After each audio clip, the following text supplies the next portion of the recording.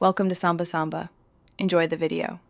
In this video, I will show how to reset Mini Cooper check engine light, easy method. Turn the ignition to accessory, disconnect the battery negative for 10 seconds, then reconnect and cycle the key. If the light remains, plug in an OBD-ROMAN2 scanner, read the stored codes, erase them, and then test drive to confirm the issue is cleared. Always fix root causes before relying on a reset. Connect the OBD-ROMAN2 scanner to the port under the dash and power it with the ignition in accessory mode.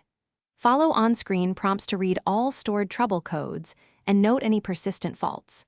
Use the scanner's erase or clear function to remove codes, then restart the car and test drive to verify the light stays off. If codes reappear, address the specific component fault before clearing again.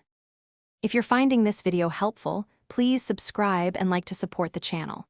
Quick recommendation. On another note, the Kindle Paperwhite makes it easy to read repair manuals and car guides anywhere with a bright, glare-free screen and long battery life. It's compact, handy in the garage, and perfect for storing service manuals. Check the description for the link and other deals, and now let's get back to the video. If the check engine light comes back after a clear, treat it as a real warning and seek further diagnosis. Look for abnormal noises, smells, or drivability issues that indicate a failing component.